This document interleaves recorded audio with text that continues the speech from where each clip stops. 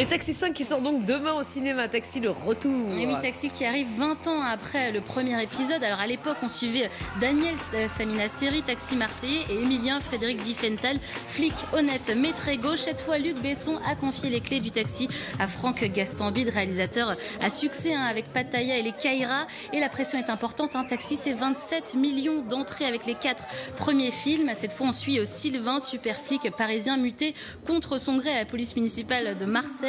L'ex-savoureux commissaire Gibert est devenu maire et lui demande d'arrêter le gang des Italiens et ses Ferrari qui dévalisent les bijouteries. Alors pour y parvenir, Sylvain va collaborer avec Eddy, le pire chauffeur VTC de Marseille, mais surtout le petit neveu de Daniel, et c'est lui qui a accès au fameux taxi.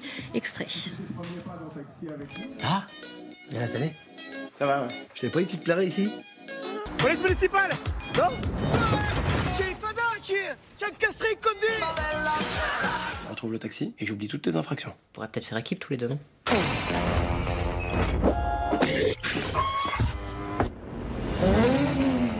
Alerte générale. Ça faisait tellement longtemps. On a un problème sévère. Puoi giocare, eh? Les Vital. Giochiamo. Le seul Italien que je connaisse à Marseille, c'est Rachid.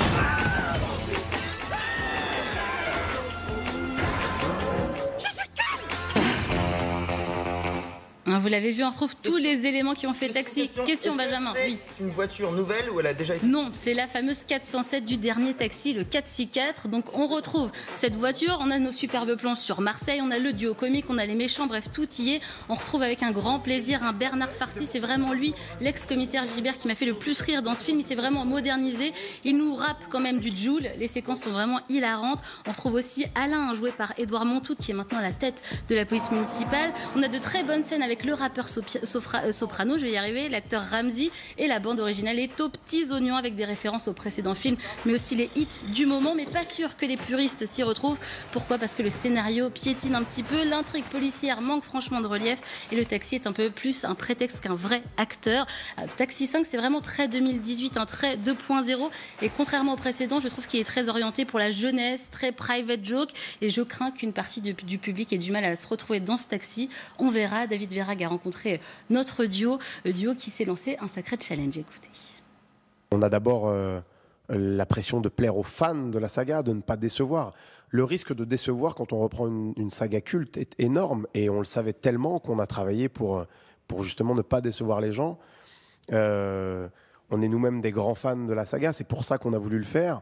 Donc évidemment que quand on sort un film comme ça, qui a nécessité autant de travail, on a la pression que ça plaise, on a la pression des retours du public, c'est eux nos patrons. Et maintenant, le moment qu'on attend le plus, c'est la sortie de ce film et que les gens aillent voir notre travail dans les salles. Et on espère tellement qu'ils vont aimer ce nouveau Taxi. Taxi qui est sorti à Marseille ce week-end et qui a fait un carton. Le film sort partout dès demain. Voilà, donc allez voir au cinéma. Merci Bintidi, le temps de la pluie.